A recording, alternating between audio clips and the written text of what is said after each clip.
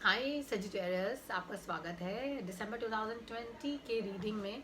और आज की रीडिंग काफ़ी स्ट्रॉन्ग होने वाली है आपके लिए। काफ़ी ब्यूटीफुल रीडिंग है। ऐसा इसलिए कह सकती हूँ क्योंकि इससे पहले हमने इंग्लिश जो वर्जन है वो इसका पोस्ट किया है चैनल पे। और एक्सक्यूज़ मी। और रीडिंग काफ़ी स्ट्रॉन्ग थी, काफ़ी अच्छे वाइब्रेशंस हैं आपके लिए। हेल्प बहुत मिलने वाली है आपको in the month of December 2020। Helping hand मिल रहा है आपको, कहीं अटकेंगे नहीं आप लाइफ में। और Karma is on your side in the month of December Sagittarius. तो आगे बढ़ते हैं, पर आगे बढ़ने से पहले हमेशा की तरह प्लीज़ चैनल को सब्सक्राइब करिए अगर आप ये वीडियो देख रहे हैं तो। उसके अलावा आप मुझे अपने पर्सनलाइज रीडिंग के लिए कॉन्टैक्ट कर सकते हैं और the contact number is this is for telegram, whatsapp and calling purpose also. So the number is 8448901791.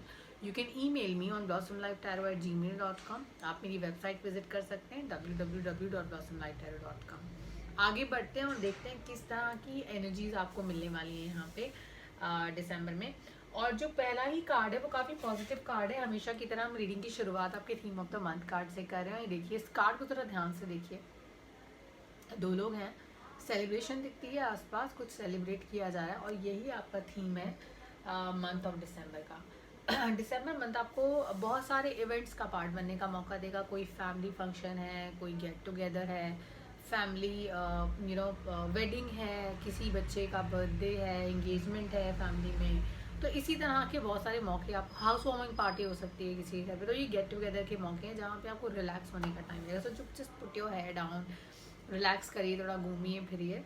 ये आपको मौका दिसंबर में काफ़ी मिलेगा। तो ये थीम है, तो ये अक्रॉस द मंथ चलेगा आपको। तो it's nice time and I think December is the time जब बहुत से लोगों की वेडिंग्स होती हैं। ओके, जो फर्स्ट वीक है आपके लिए, जो फर्स्ट वीक है यहाँ पर आपके लिए बात हो रही है कन्फ्यूजन की। अब ये कन्फ्यूजन किस तरह का है? कन्फ्यूजन कुछ इस तरह का है सेजिटेरियस कि आपको आप दो लोगों के बीच में कन्फ्यूज हैं। और ये कन्फ्यूजन किस वजह से है उसका रीज़न भी मैं आपको बताऊंगी।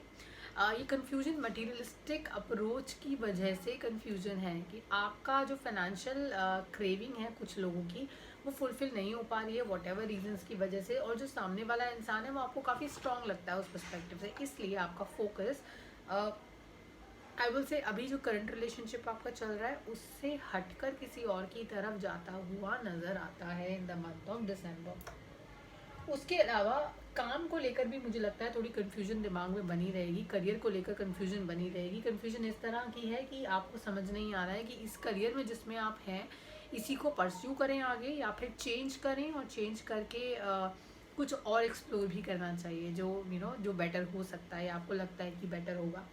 तो कन्फ्यूजन के बारे में है पहला हफ्ता। यहाँ जब ये कार्ड आता है तो मैंने कभी किसी को कॉन्क्रीट डिसीजंस लेते हुए नहीं देखा।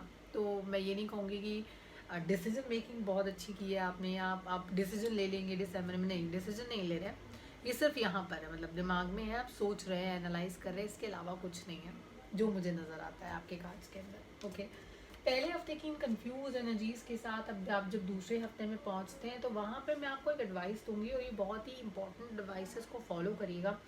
अगर आप किसी की तरफ उसके फाइनेंशियल स्टेटस को देखने की वजह से या उसकी वजह से अट्रैक्टेड फील कर रहे हैं या आप उनके साथ होना चाहते हैं तो अपने पैर पीछे खींच लीजिए, क्योंकि आपको ऐसा नहीं करना चाहिए, क्योंकि आपको लॉस मिल सकता है, आपको बिट्रेयल मिल सकता है, लॉस मिल सकता है। और सेकेंड वीक जो है बहुत ज़्यादा फाइनेंशियल लॉसेस की भी बात करता है। तो फाइनेंशियली अपने आप को थोड़ा सा साउंड रखिए, फाइनेंशियली अपने आप को केयरफुल रखिए। और जो लोग सामने से आकर ये पोर्ट्रे करने की आपके सामने कोशिश कर रहे हैं कि वो बहुत ज़्यादा आपका फ़ायदा करा देंगे या आप उनके कहीं प्रोजेक्ट में इन्वेस्ट कर दीजिए, आपको फ़ायदा होगा, वहाँ आपको नुकसान उठाना पड़ सकता है। तो ऐसे लोगों की ल्यूक्रेटिव ऑफर्स में मत आइए। ये एक्चुअली दिखने में ल्यूक्रेटिव है, इनके रिजल्ट्स आपको लॉस लेकर आएंगे। और इतना लॉस हो सकता है कि आपको अपना बेस बदलना पड़े, बेस चेंज करना पड़े, बेस नहीं बेस, आपका जो जहाँ आप रहते हैं वहाँ जगह छोड़कर आपको जानी पड़े, ऐसा भी हो सकता है। तो प्लीज़ किसी भी तरह के ऑफर्स पॉलिसीज़ के अंदर पढ़ने से पहले प्लीज़ आप अपने आप को ध्यान रखिए, अपना ध्यान रखिए और सब कुछ समझने के बाद ही इन्वेस्ट करिए। वो लोग जो ऑलरेडी फाइनेंशियल लॉसेस झेल चुके हैं और बहुत ज़्यादा डीप डाउन डेथ में हैं अभी, मैं ये कहूँगी कि उन लोगों के लिए रिकवरी का टाइम आ रहा है। तो अब जितना भी स्ट्रगल आप देख चुके हैं वो देख लिया आपने, अब आपका जो टाइम है रिकवरी का है। तो फ्रॉम सेकेंड वीक आप रिकवरी का फेज़ देखेंगे। तो ऐसी कोई अपॉर्चुनिटी आपको मिल सकती है अगर आप जॉब ढूंढ रहे हैं जहाँ पे आपको बहुत अच्छा फाइनेंशियल बेनिफिट्स मिलेंगे, तो आप सेविंग भी कर पाएंगे और अपनी फैमिली के जो खर्चे हैं वो भी उठा पाएंगे। क्योंकि ये जो एनर्जीज़ हैं आपको थर्ड वीक में आके हिट करती हैं। मे बी सेकेंड वीक आपको रियलाइजेशन स्टेज में ले आएगा कि आप रियलाइज़ करेंगे कि आप जो कर रहे थे वो वर्थ नहीं था, या वो नहीं हो सकता है, आपको जॉब में चले जाना चाहिए। और थर्ड वीक जो है वो आपको ये वाइब्रेशन, ये एनर्जीज देता है कि भाई अब कुछ नया आने वाला है तो उसको एक्सप्लोर करिए। तो ये दोनों ही चीज़ें मैं आपको एडवाइस करूँगी। पहला, ल्यूक्रेटिव और रिलेशनशिप्स की तरफ भागने से पहले अपने आप को इवैल्यूएट कर लीजिए, और किसी तरह के ल्यूक्रेटिव ऑफर्स में, फाइनेंशियल ऑफर्स को एक्सप्लोर करने से पहले अपने आप को इवैल्यूएट कर लीजिए, वो बहुत ज़रूरी है आपके लिए। और जो तीसरी चीज़ यहाँ पर मैं बताने जा रही हूँ वो है एक रीयूनियन। अब रीयूनियन ऐसा नहीं है कि भाई आपके बॉयफ्रेंड हैं, आपको छोड़कर चले गए थे और कुछ झगड़ा हो गया आपस में, वो वापस आ गए। ये थर्ड पार्टी रिलेशनशिप से रिलेटेड रीयूनियन है, स्पेसिफिकली कैटेगोरिकली वही है। तो मैं आपको वही बताऊंगी कि ऐसा हो सकता है कि आपके पार्टनर किसी और के साथ थे और उनके साथ शादी करने वाले थे या एंगेजमेंट फेज़ में जाने वाले थे, आपको लग रहा था बिल्कुल कमिटमेंट फेज़ पर है, आपको बिल्कुल छोड़ ही देंगे। तो ऐसे वाले रिलेशनशिप्स में पॉजिटिव न्यूज़ है कि आपको रीयूनियन मिल सकती है। They can be a reunion in these relationships. तो आपके पार्टनर आपके पास वापस आ सकते हैं और वो रिलेशनशिप छोड़ कर आएंगे, और वो रिलेशनशिप इसलिए छोड़ कर आएंगे कि जो मैजिक वो आपके साथ अपने रिश्ते में महसूस करते थे या करती थी वो उनके साथ महसूस नहीं होगा उनको। तो वो एकदम कहते हैं ना कि एंगेजमेंट में जाते जाते एक वर्ड से बिल्कुल एज से वापस आ जाना आपके कार्ड्स के अंदर, वो चीज़ नज़र आती है। तो ये रीयूनियन नज़र आता है। मुझे लगता है बहुत ही मैजिकल चीज़ होगी ये, आपको विश्वास नहीं होगा लेकिन ये होगा आपके साथ। ओके, यही यहाँ पर जो है अब जो फोर्थ वीक आने वाला है ना, मुझे ये थर्ड वीक से काफ़ी वेल कनेक्टेड लगता है यहाँ पर। और वो वेल कनेक्टेड इसलिए लगता है क्योंकि अब आप अपने पार्टनर में मिस्टर डिपेंडेबल ढूंढ लेंगे, यानी कि आपको लगेगा कि अब इन्हीं पर ज़िंदगी टिकी है और इन्हीं के साथ ज़िंदगी जीनी है। वो वाला जो फेज़ है वो आने वाला है। किंग ऑफ वॉन्ड्स जब भी रीडिंग्स में आते हैं, मतलब हाउस ऑफ टैरो हाउस के अंदर जो 4 हाउसेज है उसमें से सबसे ज़्यादा मिस्टर डिपेंडेबल अगर किसी को कहा जा सकता है, या एक इंसान जिसको सबको डील करना आता है, मुझे लगता है ये वही एनर्जी है। ये लोग काफ़ी एग्रेसिव होते हैं नेचर में, अगर आप एक्चुअली ट्रेड्स को मैच करना चाहें तो ये लोग नेचर में काफ़ी एग्रेसिव होते हैं। एग्रेसिव इसका मतलब ये नहीं है कि लड़ाई झगड़ा करते हैं, एग्रेशन, इनको चीज़ें फास्ट चाहिए होती हैं, इनको मूवमेंट पसंद होती है, रुकते नहीं हैं ज़्यादा और अटकते नहीं हैं कहीं पर, क्योंकि इनके पास हर चीज़ का सॉल्यूशन होता है और हर इंसान को डील करने का एक अलग ट्रिक और तरीका इनके पास होता है। सो इसलिए हम इनको मिस्टर डिपेंडेबल कहते हैं रीडिंग्स के अंदर, एटलीस्ट मुझे यही लगता है मेरी इंटरप्रिटेशन के हिसाब से।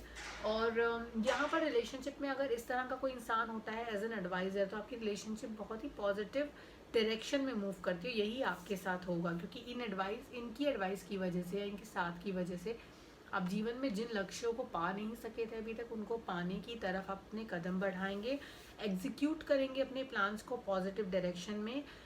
नेगेटिविटी नहीं है कार्ड्स में, लास्ट वीक बहुत पॉजिटिव है। जितनी नेगेटिविटी मुझे सेकेंड वीक में दिखती है उतनी किसी हफ्ते में नहीं है। सेकेंड वीक थोड़ा लॉसेस वाला है, थोड़ा केयरफुल रहने की ज़रूरत है। बाकी कोई भी वीक में मुझे ऐसी कोई परेशानी नज़र नहीं आती है। इसके अलावा आपका जो रिलेशनशिप कार्ड है, जो रिलेशनशिप डेक से हमने पुल किया था, it says Karma is on your side, the message is that I will say that Karma says that अगर आपने कुछ अच्छा किया है लाइफ में, कुछ अच्छी चीज़ें की हैं लाइफ में, तो अब उनका फल भोगने का जो समय होता है, पाने का जो समय होता है, वो आ गया है आपकी लाइफ के अंदर। तो आप खुश फील करिए, हैप्पी फील करिए, क्योंकि आपके अच्छे कर्मों का जो फल है आपको इस महीने में मिलेगा। बुरे कर्मों का भी नहीं मिल रहा है, तो you can just not be worried about that. उससे परेशान होने की ज़रूरत नहीं है। एक और मैसेज जो आपको इम्पोर्टेंट मिलता है यहाँ पर, वो आपके एंजल्स की तरफ से आ रहा है कि प्लीज़ अपने आप को प्रोटेक्ट करिए किसी भी तरह की नेगेटिव एनर्जी से, क्योंकि मुझे ऐसा लगता है कि आपके आसपास के लोग आपके दिमाग को पॉल्यूट करने की कोशिश करेंगे और आपको भ्रमित करने की कोशिश करेंगे, बहकाने की कोशिश करेंगे। उन लोगों से, उन एनर्जी से, उन बातों से अपने आप को दूर रखना है आपको। ये आपका प्राइमरी टास्क है दिसंबर में। जो आपको करना है। ये कार्ड का जो नाम है, जो मैसेज है, it says shield yourself, cover करिए अपने आप को, प्रोटेक्ट करिए अपने आप को। So that's what you have to do. अपना ध्यान रखिए, अपने परिवार का ध्यान रखिए, खुश रहिए, एंजॉय करिए लाइफ को, पॉजिटिव रहिए, केयरफुल रहिए, ल्यूक्रेटिव ऑफर्स में मत आइएगा, स्पेसिफिकली सेकेंड वीक में, क्योंकि वो थोड़ा सा मुझे ठीक नहीं लगता है energy wise. Otherwise things are okay. Take care, bye.